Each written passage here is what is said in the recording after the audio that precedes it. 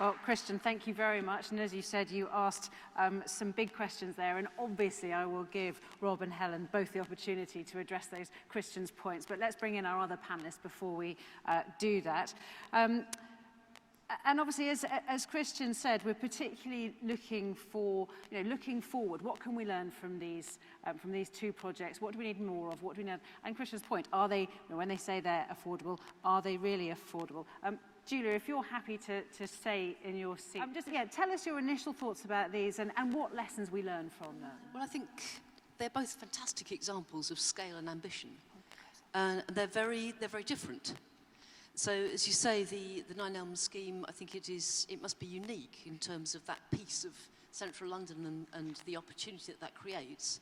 I can see it's taken a very long time in the making, and you need to be very careful with it. So, I'm delighted by the scale and the ambition. I'm concerned about the pace. These things take a very long time. In my experience, it'll take anything up to 10 years in the planning of it, and it's scheduled to take 10 to 20 years in its delivery.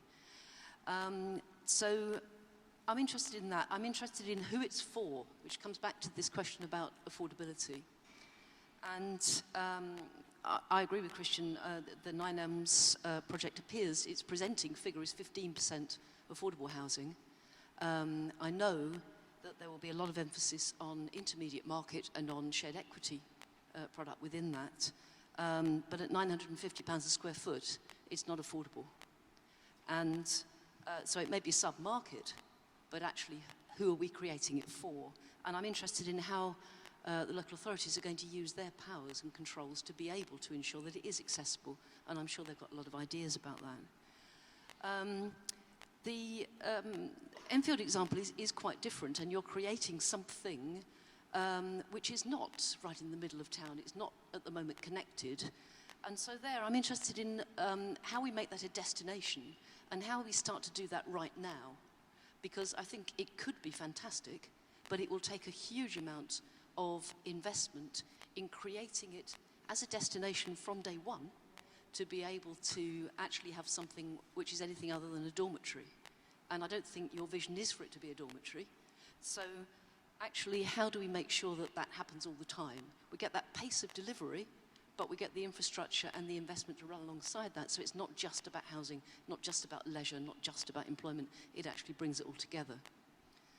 The final thing I was concerned about on the Nine Elms was the fact that all the land appears to be in private sector ownership, and private sector interests typically are around an annual return on capital. And there was a beautiful list of partnerships, but I didn't see any housing associations there on that list of partnerships.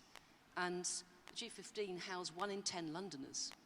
We own 400,000 properties in London, and we create 10,000 new homes every year. And between us, we invest around 25 million a year in social enterprise. And I think we make perfect partners for local authorities. And between the local authority, the housing associations, and people like the GLA, we are long-term legacy landowning investors. And I think that we can use our land control to be able to sustain the vision over that long period. We have the ability to keep it agile, to keep it fresh, and to work together to be able to create the plans that keep it affordable. This fantastic public realm won't look after itself. And the US Embassy is a very interesting addition to that. But actually making sure that it's long-term affordable, I think is a really critical issue. And we're creating this for the next 100 years, and we have a real stewardship obligation to be able to get that right. Julia, thank you very much.